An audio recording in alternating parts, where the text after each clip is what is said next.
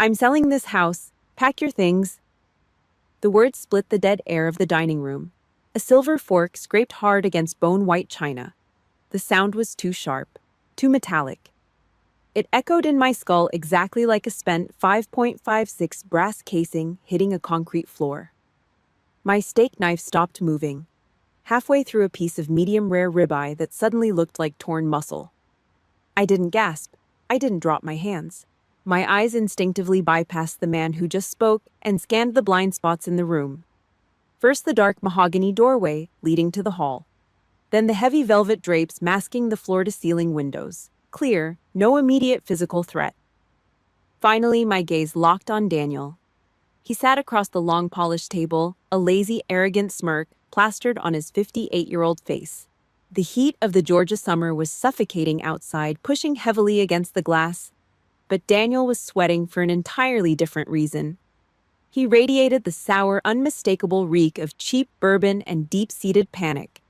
His leased jet-black BMW sat in the driveway right outside the window, a desperate illusion of wealth for a man drowning in offshore debt and bad casino markers. He thought I didn't know. I knew everything. I shifted my eyes back to Walter, my father, 82 years old. A faded construction mogul choking inside a tailored gray suit. A tyrant who demanded absolute, unquestioning submission from his bloodline. He gripped the edge of the table, his knuckles turning white. My chest tightened. A dull ache settled behind my ribs. I didn't speak. I fell back on military muscle memory. Inhale for 4 seconds. 1, 2, 3, 4. Hold for 4. Exhale. It's a sniper's trick. Box breathing. It slows the heart rate. It buries the rising panic under a thick layer of concrete discipline. You hear me, Olivia? Walter's voice boomed, rattling the crystal water glasses near the centerpiece. 61 years old, a completely failed marriage, working some dead-end, low-wage government desk job. You live under my roof like a damn teenager. You're a parasite. Daniel chuckled. A wet, pathetic sound. He swirled the amber liquid and melting ice in his lowball glass, refusing to make eye contact with me. I'm cashing out. Walter spat his face, flushing a dangerous mottled red. I've carried your dead weight long enough. Let's see how you like a roach-infested apartment down in the slums on your miserable clerk's salary. You're cut off. I looked at my plate. I laid my knife and fork down, parallel to each other, exactly 1 inch apart. The heavy silver clacked against the porcelain, a dry, hollow sound.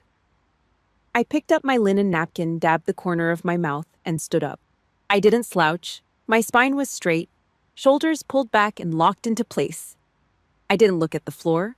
I looked dead through Walter's dilated, caffeine-strung pupils. I reached over and took Walter's half-eaten plate. Then I reached across the wood and took Daniel's. I stacked them with absolute mechanical precision, not a single scrape. The silence in the room grew heavy, thick enough to choke on. Walter's jaw tightened. He hated the silence. He was a bully who fed on fear, on the frantic scrambling and tearful pleading of a subservient family. He expected me to cry. He wanted me to beg for my old bedroom. My stillness starved him. It drove him insane. Don't you walk away from me when I'm talking to you. Walter slammed his fist on the table. I turned my back and walked toward the kitchen. The ceiling fan chopped at the heavy, humid air, pushing the sweet, thick scent of magnolia blossoms through the screen door. But as I pushed through the swinging kitchen doors, my brain misfired. The present faded out. Suddenly, I wasn't in a wealthy Savannah suburb anymore. I smelled the sharp chemical sting of iodine and bleach, the rusted metal of a makeshift field clinic in Fallujah, the metallic tang of fresh blood baking in the Iraqi dirt. I heard the deafening chop of medevac rotors. I saw the faces of kids Marines barely out of high school, taking jagged pieces of shrapnel in the chest just to keep me breathing. I had watched men bleed out on dirty canvas cots without making a single sound. They died for a flag. They died for the person standing next to them. Compared to that, Walter's threat was a featherweight. But it still hurt. It was a cold, jagged gut punch. It bled because the hand holding the gun shared my DNA. A father throwing his daughter out onto the street just to finance his bankrupt golden boy son. He looked at my faded gray blazer and saw a loser. He had no idea he was looking at a woman who carried the weight of national security protocols in her briefcase. 10 days later. The yellow eviction notice was taped securely to my bedroom door. Official county seal. 30 days to vacate the premises. The paper felt cheap and grainy against my calloused fingertips. I stood in my room looking at the neatly folded stacks of plain, unremarkable civilian clothes on my bed. My cover was perfect. Too perfect. My phone vibrated on the wooden nightstand. Daniel's name lit up the cracked screen. I picked it up and swiped the green icon. I didn't say hello, I just listened to the dead air on the line. "Look, Liv." Daniel's voice leaked through the speaker, dripping with fake sympathy and real condescension. "Dad's really pissed this time. You pushed him too far. But I talked to him. If you come down here, get on your knees, and actually apologize for being a stubborn bitch, your whole life maybe he'll let you rent a room in the basement. Think about it. You can't afford rent anywhere else in this city." I stared at the eviction notice in my hand. The ink was bold and black. Have you ever been pushed to the edge by the very people you bled for? If you know this kind of betrayal, hit the like button, subscribe, and drop the word "survived" in the comments. Tell me where you're listening from and what time it is right now. We all have scars. Let's count them together. I didn't raise my voice. I didn't let a single ounce of anger bleed into my throat. I folded the yellow paper down the middle. I ran my thumb along the crease, pressing it until the paper's edge was razor sharp. I folded it again into a perfect rigid quarter. I slid it into the inner pocket of my faded gray blazer. Talk to my lawyer, Daniel. I ended the call. Tossed the phone onto the bed. The defensive perimeter was officially breached. It was time to return fire.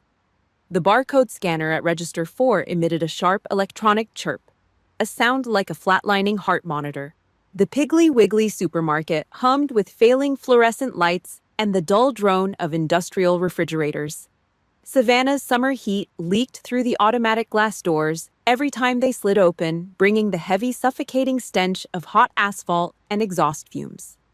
I stood at the end of the checkout lane. The cashier, a girl barely out of her teens, chomping on blue bubble gum, dragged my frozen dinners across the laser. Her eyes flicked upward. They dragged slowly over my clothes. She took in the faded, off-the-rack gray blazer, the scuffed toes of my sensible black shoes, the severe lack of jewelry. I watched the calculation happen behind her eyes in real time. She saw a broke, middle-aged woman buying high-sodium trash just to survive the weekend. "Paper or plastic, hon?" she asked. The pity dripped off the word hon like sour milk. "Plastic, thank you." She bagged the items. As she handed them over, she sighed, shaking her head just a fraction. A pathetic little cluck of the tongue. Poor Mrs. Hodge. That was the whisper echoing around this small, suffocating town. They talked about it in the church pews on Sunday. They gossiped in the hardware store aisles, kicked to the curb by her own father, replaced by the son. I handed her a crisp $20 bill. She dropped a few coins into my open palm. I slid the change into my pocket. My face remained entirely blank. Not a single muscle twitched. Naval intelligence beat a very specific rule into my skull decades ago during interrogation resistance training. You never correct the narrative for unauthorized personnel. Let them assume. Let them build their false reality. Let this girl think I was a pathetic failure. She did not need to know that 12 hours ago, sitting in a dark, soundproof room on a secure satellite line, I authorized a drone strike and a high-risk mine-clearing operation halfway across the globe. I picked up my plastic bags. I walked out into the blinding Georgia heat. 2 hours later, the air inside Patricia Hale's law office smelled like scorched Folgers coffee and decaying paper. Her office sat above a struggling pawn shop on Bull Street. The wooden floorboards groaned under my weight. Dust motes drifted lazily in the slats of harsh sunlight cutting through the cheap plastic blinds. Patricia sat behind a massive scarred oak desk, 73 years old, skin like wrinkled parchment, eyes like crushed glass. She took a long, slow drag from a Pall Mall cigarette. The ash grew dangerously long, hovering over a pile of legal briefs. She did not look like a high-powered corporate defense attorney. She looked like a relic. That was exactly why she was lethal. She flipped a page in a thick yellowed manila folder. Walter's tax returns. He is bleeding cash out of every pore, Patricia said. Her voice sounded like heavy tires rolling over gravel. Your brother is draining him completely dry. Offshore sports betting, bad real estate flips, commercial loans with terrible interest rates. Walter is leveraging the family estate just to cover Daniel's margins. I sat in the hard wooden chair opposite her. I did not lean back. I kept my spine perfectly straight, my knees together, my hands resting flat on my thighs. Patricia exhaled a thick cloud of gray smoke. It curled toward the stained ceiling tiles. They think they are starving out a rat in the basement. A dry, rasping chuckle rattled deep in her chest. They have absolutely no idea they just poked a nuclear missile silo. I looked at the stacks of financial lies spread across her desk. My father's pride and joy. The grand illusion of the Hodge family wealth built entirely on sinking sand, unpaid credit cards, and toxic arrogance. Prepare the Hayes Trust Fund file, I said. My voice was flat, empty of emotion. Patricia crushed her cigarette into an overflowing glass ashtray. She locked her sharp eyes onto mine. No mercy, then. Do not hold back. Tuesday morning arrived with a brutal, humid heat. The Chatham County Courthouse loomed against the pale sky. Inside, the air conditioning hit me like a solid wall of ice. The smell of industrial floor wax and nervous sweat hung heavy in the long, echoing corridor. My low heels clicked against the black and white marble floor. A steady rhythmic march. A soldier walking the perimeter. Walter and Daniel stood near the heavy oak double doors of courtroom 3. Walter wore a custom-tailored navy suit. A silk tie tightly knotted at his throat. He stood with his chest puffed out, looking like a powerful retired senator holding court. Daniel stood slightly behind him, already sweating through the collar of his expensive dress shirt, clutching a leather briefcase he hardly knew how to use. Beside them stood Coleman, a slick local eviction attorney with too much hair gel and a predatory grin. They were laughing, a loud braying sound that bounced off the high, vaulted ceilings. I kept my pace. I did not look at them. I focused my eyes on the end of the hall. An old bailiff stood near the metal detectors. Faded county uniform. Gray hair cut high and tight. He was slouching against the plaster wall, watching the morning crowd shuffle past with bored, tired eyes. I walked past him. The old man's eyes caught my posture. The perfectly straight spine, the squared shoulders, the measured 30-inch stride, the way my eyes scanned the exits. It was a physical language. Only certain people spoke it. Only the ones who had seen the worst of humanity. The bailiff did not know my name. He did not know my security clearance. But the buried muscle memory of the United States Marine Corps took over before his brain could process it. The old man instantly pulled his stomach in. His spine snapped rigid. His right heel came down hard against the marble floor with a sharp, echoing crack. He squared his shoulders directly to me. Good afternoon, ma'am. His voice was deep, guttural, and laced with absolute respect. It was not a casual greeting for a civilian. It was a greeting for a superior officer. I gave him a single, sharp nod. I did not break stride. I felt Walter's eyes burning into the side of my head. The arrogant laughter died instantly in his throat. I saw his heavy brow furrow from my peripheral vision. He stared at the old guard. He stared at my cheap, worn gray blazer. He could not compute the math. He did not understand why an armed man with a badge just snapped to attention for the daughter he had deemed worthless. The confusion rattled him. We reached the top of the gallery steps right outside the massive doors of the courtroom, the final threshold before the judge. Walter stepped into my path, blocking the heavy wooden door. He adjusted his expensive cuffs. He forced a smile, trying to reclaim the power the bailiff had just stripped from him. He wanted to see me break. He needed to see me terrified. I hope you found a comfortable bridge to sleep under tonight. Walter sneered, his voice dripping with venom. Because after today, you are completely done. I stopped. I stood 12 inches from him. I did not argue. I did not defend myself. I looked straight into his eyes. His pupils were blown wide, vibrating slightly from too much caffeine and masked anxiety. The pulse in his neck fluttered erratically. He was weak. He was a loud, empty vessel making noise to hide the hollow space inside. I inhaled. 4 seconds. I held it. 4 seconds. Go inside, Walter. I did not wait for his response. I stepped around his frozen frame, pushed the heavy oak door open, and walked into the courtroom. Courtroom 3 smelled like lemon wood polish, damp wool, and cheap cologne. The overhead air conditioning unit rattled behind a rusted metal grate, a steady mechanical hum that swallowed the sound of people breathing. I sat at the heavy oak defense table. My hands rested flat on the scratched wood. Attorney Coleman paced in front of the judge's empty bench. His patent leather shoes squeaked against the hardwood floor. He was putting on a show for the crowded gallery behind us. He wore a gray suit that was a little too tight across the shoulders, and his hair was slicked back with a gel that looked wet under the harsh fluorescent lights. "Your Honor is not present yet, Mr. Coleman." The court reporter muttered, her fingers hovering over her steno machine. "You can stop practicing." Coleman smirked and adjusted his tie. He walked back to the plaintiff's table. Walter sat there looking like a tragic victim painted by a master artist. He had a folded silk handkerchief resting on his knee.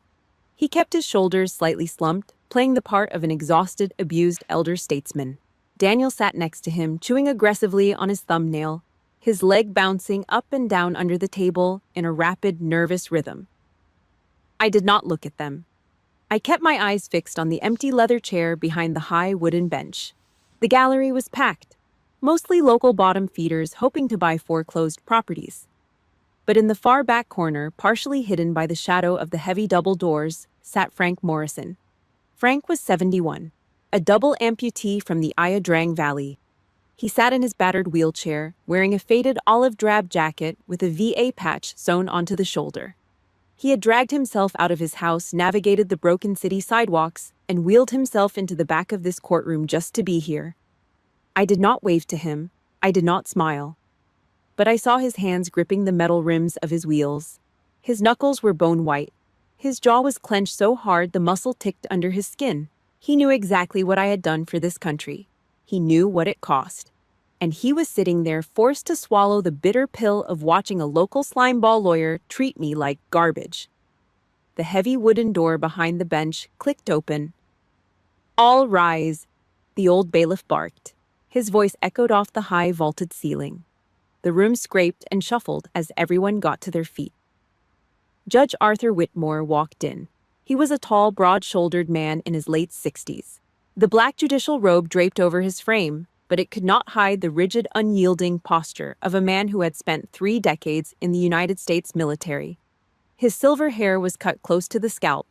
His face looked like it had been carved out of granite with a dull chisel.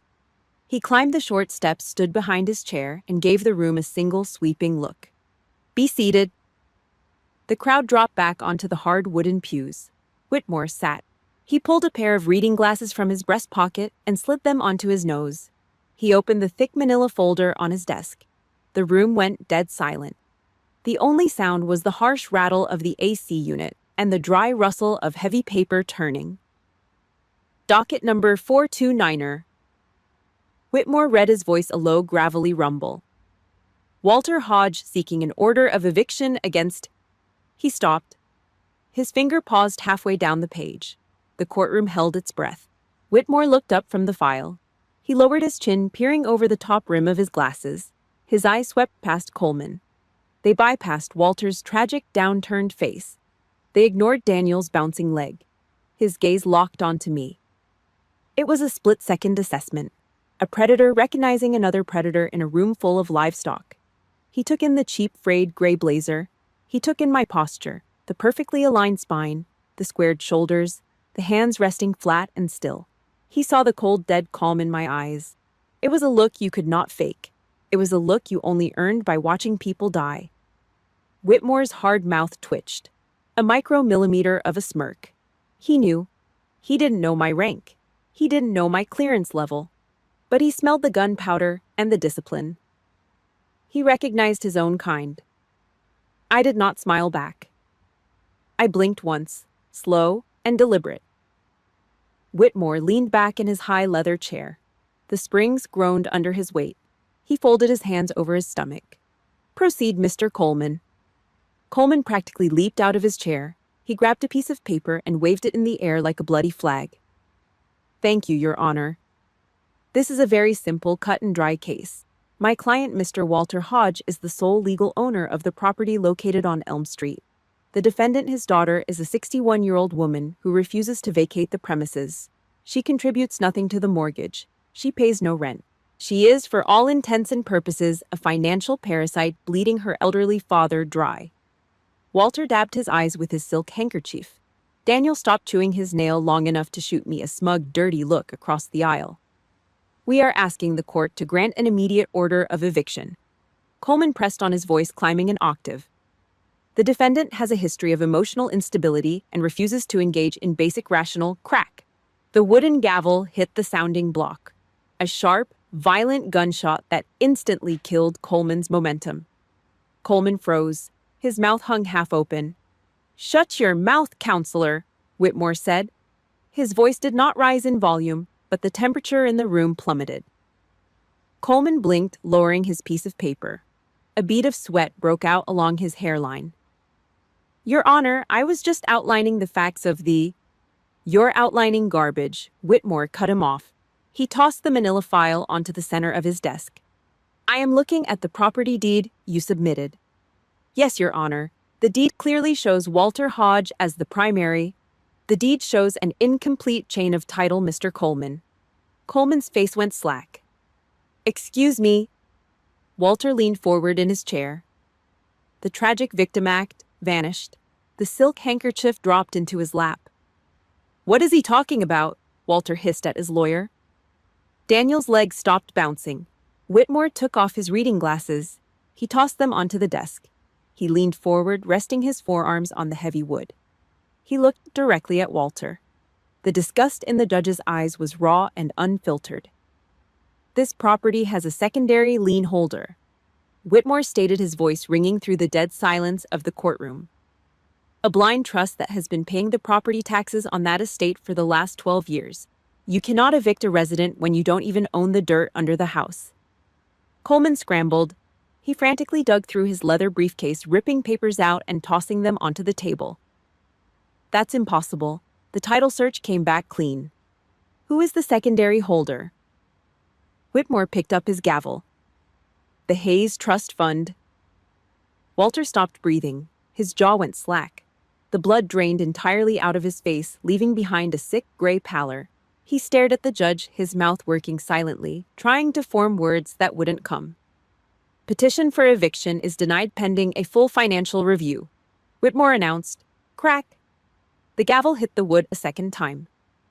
Court is adjourned for 2 weeks. Do not waste my time with sloppy paperwork again, Mr. Coleman, or I will hold you in contempt. Whitmore stood up. He did not look at them again.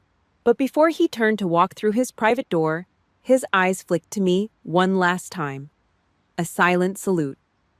I pushed my chair back. It scraped harshly against the floor. My heart rate remained exactly at 60 beats per minute. I stood up. I reached down and slowly, deliberately buttoned the center button of my frayed gray blazer. Walter sat frozen at the plaintiff's table. His eyes were wide with a sudden suffocating terror. He looked at me, realizing for the very first time that the floor beneath his feet was made of glass and it was already shattering. I did not give him a second glance. I turned my back on the bleeding, panicked men at that table, walked straight down the center aisle, and pushed the heavy wooden doors open. The scent of their failure followed me out into the hall. Courtroom 3 was suffocating. Body heat and cheap aftershave packed into the heavy wooden pews. The gallery was standing room only. Word had bled through the Savannah gossip mill that the local real estate king was about to publicly execute his deadbeat daughter. They came for blood. They wanted a show. I sat at the defense table. My gray blazer was pressed. I kept my eyes on the scratched wood grain of the table. I focused on my breathing. Inhale 4 seconds. Hold 4 seconds. Attorney Coleman leaned back in his chair, picking at a piece of lint on his trousers. Walter sat beside him, arms crossed, projecting bored irritation. Daniel tapped his leather shoe against the floor in a rapid, nervous rhythm. Patricia Hale stood up. Her joints popped. She held a thick stack of paper bound by heavy black binder clips. She walked to the center table and dropped the stack. The sound was a dull, heavy thud. It echoed over the low hum of the ceiling vents. "Your Honor," Patricia said. Her voice was rough, scraping like coarse sandpaper. "We are here to resolve the ownership of the property located on Elm Street. Mr. Coleman claims his client owns it. That is a lie." Patricia pushed a heavy watermarked document across the wood. The Hayes Manor was purchased in full in cash in 1998. The buyer was a private defense trust. My client is the sole owner and primary beneficiary of that trust. A low murmur ripped through the gallery. Walter uncrossed his arms. His face dropped. "That is garbage," he barked, entirely forgetting where he was. "She works a government desk. Where the hell did she get that kind of money?" Patricia did not look at Walter. She slowly turned her frail body toward the packed wooden pews. She let the silence stretch. She let it burn into the room. For the past 31 years, Patricia said, her voice dropping an octave, carrying to the very back wall, my client has served in the Office of Naval Intelligence. She has operated in theaters of war that do not exist on civilian maps. The air sucked out of the room. Patricia looked dead at Walter. "Allow me to introduce the sole owner of your house, active duty Rear Admiral of the United States Navy, Olivia Hodge." Complete clinical silence. In the back corner, near the heavy oak doors, the old bailiff reacted. His spine locked. His heavy boots hit the marble floor.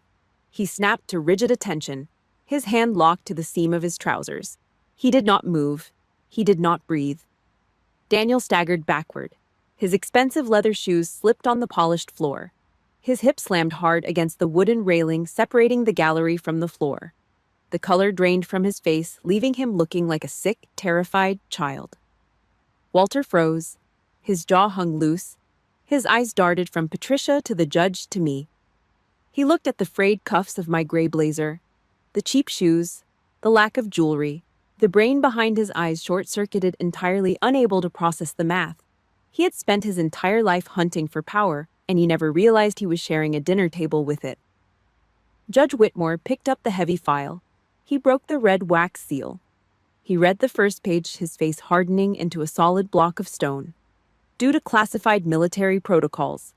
Whitmore said, his voice flat, "This court will seal the operational history contained in this folder. However, the civilian financial records are a matter of public record. Counselor, proceed." Patricia picked up a stack of single sheets. "You called my client a parasite," Patricia rasped. She peeled the top paper off. She slapped it onto the wood. Smack. 2004, Memorial Hospital, Oncology Wing, $120,000 paid in full for the late Mrs. Hodge, paid by the Hayes Trust. Walter's hand started to shake. Patricia peeled the next paper. Smack. 2008, a $40,000 marker at the Beau Rivage Casino in Biloxi. Paid in cash to keep a loan shark from breaking Daniel Hodge's legs. Paid by the Hayes Trust. Daniel grabbed his chest, his breathing shallow and rapid. He looked at the floor, unable to lift his head. The crowd in the gallery began to whisper. Angry, sharp whispers. The people of Savannah hated a cheat. Patricia peeled a third paper. She slammed it down so hard her knuckles turned white. 2012. Federal tax liens. $65,000 to keep the Internal Revenue Service from seizing Walter Hodge's construction business. Paid by the Hayes Trust. Paper after paper, each one a nail driven straight into the coffin of the Hodge family pride. I looked at the receipts. The gallery saw money. I saw the cost. I saw the hazardous duty pay. I saw the blacked-out transport planes flying low over the Persian Gulf. I saw the copper smell of blood on the sand. I bought their comfortable, arrogant lives with my own physical survival. I paid for Daniel's gambling addiction with the money I earned watching 18-year-old kids bleed out on stretchers.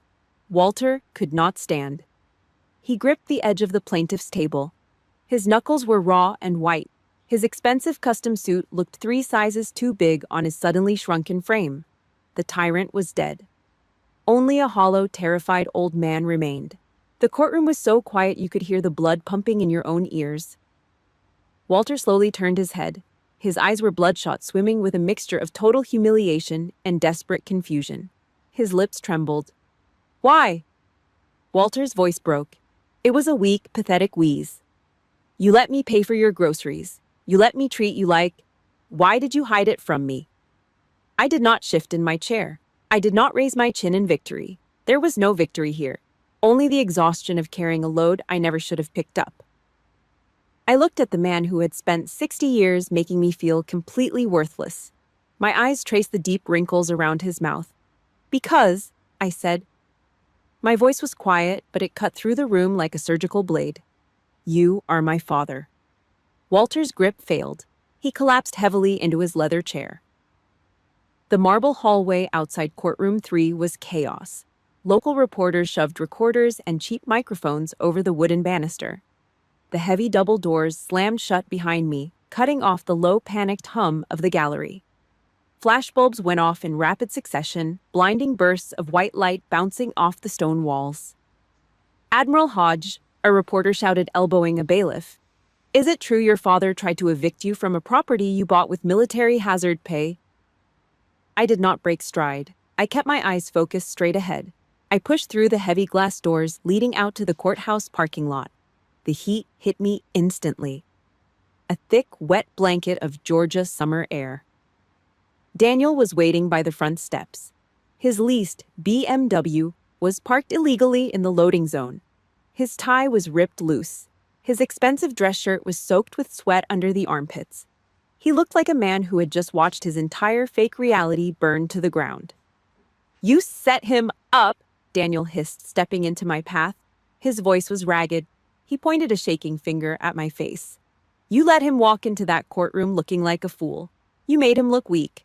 Why didn't you just tell us you had the money? I stopped. I did not square my shoulders. I did not need to. I just looked at him. I looked at the dark bags under his eyes, the desperation leaking out of his pores. Did you ever ask where the 40 grand for the Biloxi casino came from, Daniel? I asked. My voice was flat, barely above a whisper. Or did you just cash the check so you could keep playing pretend? Daniel's mouth opened. No sound came out. He knew. Deep down in the ugly, selfish part of his brain, he had always known the money didn't come from Walter's failing construction business. But ignorance was comfortable. Ignorance kept him in tailored suits. His knees buckled. Not a dramatic collapse, just a slow, pathetic failure of muscle. He hit the hot asphalt of the parking lot, his hands flat on the blacktop. He did not look up. The successful businessman was gone. Only a broke, middle-aged addict remained kneeling in the dirt. I walked around him and got into my car. Walter did not return to the Hayes Manor. His pride could not survive the humiliation. He packed a single suitcase and rented a cheap weekly motel room out on Highway 80.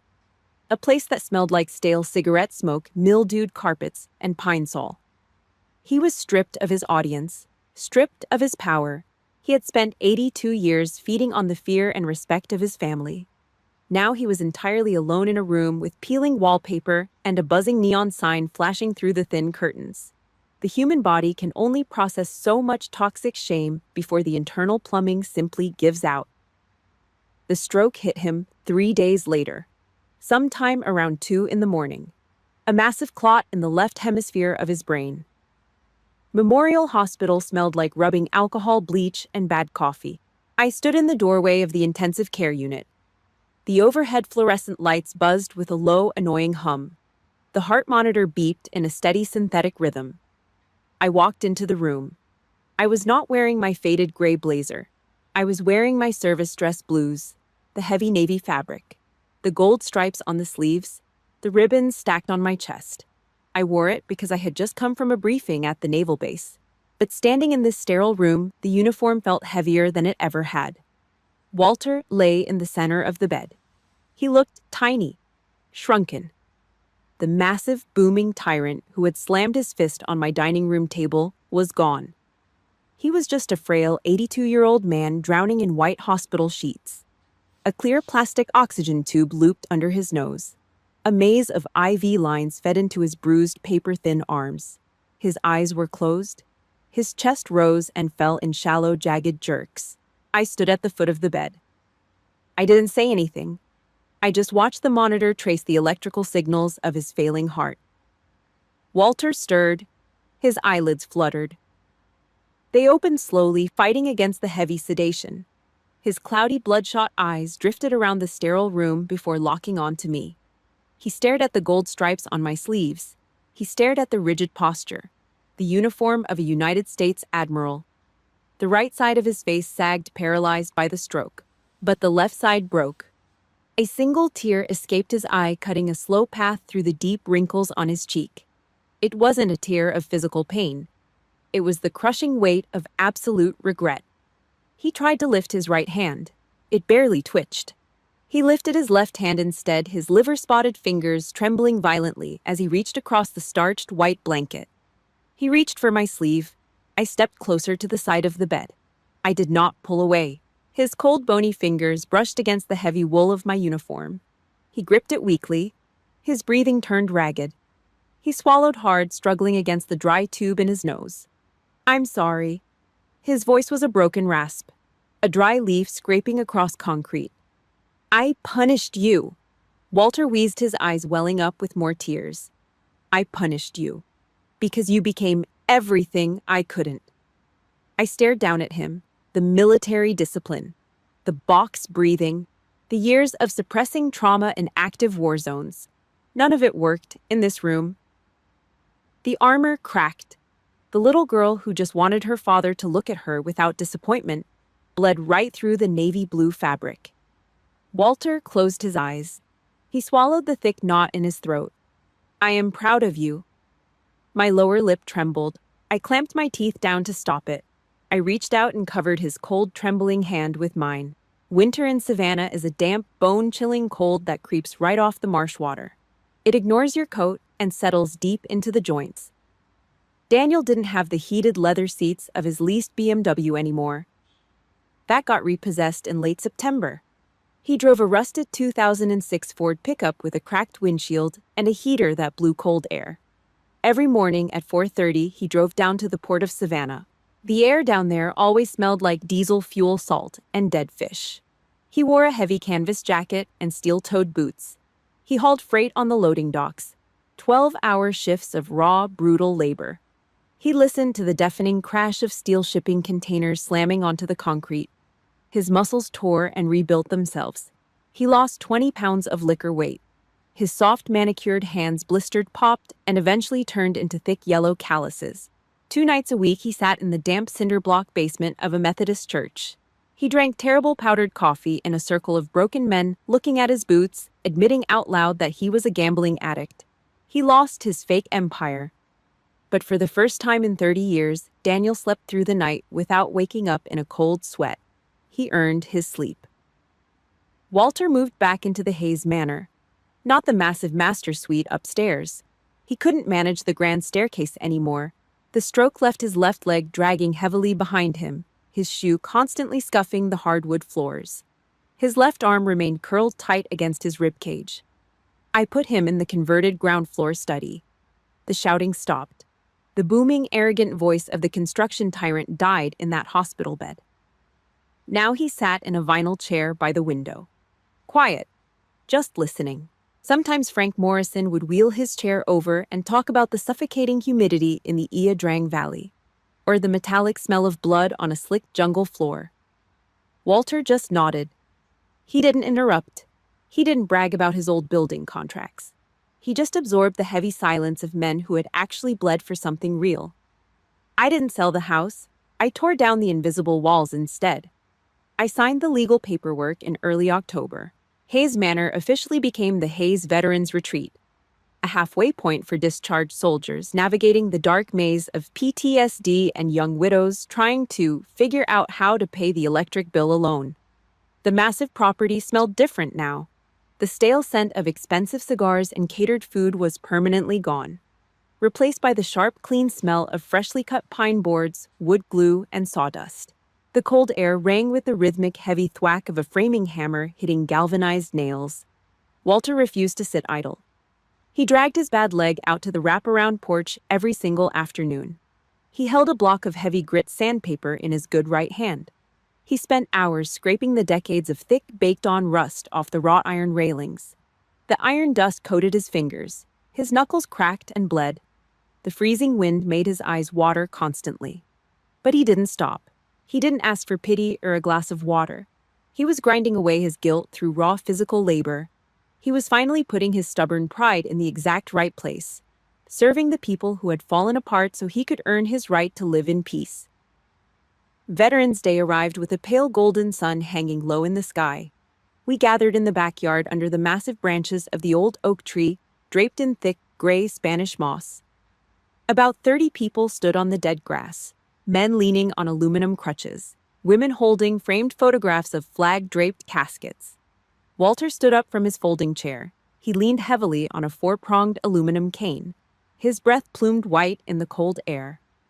The stroke made his jaw slack, making it incredibly hard for him to form the words.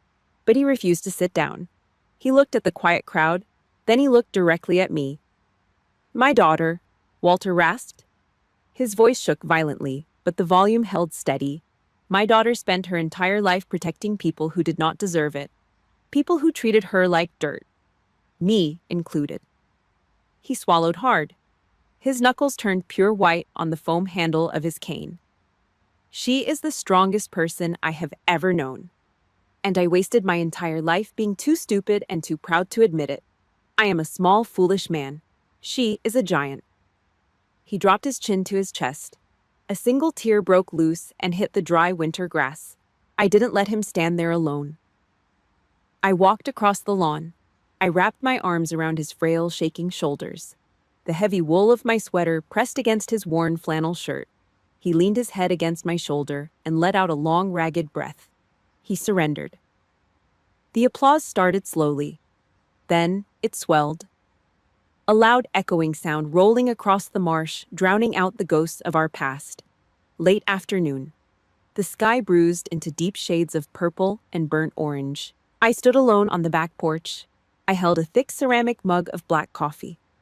The bitter steam rose into the freezing air, warming my face.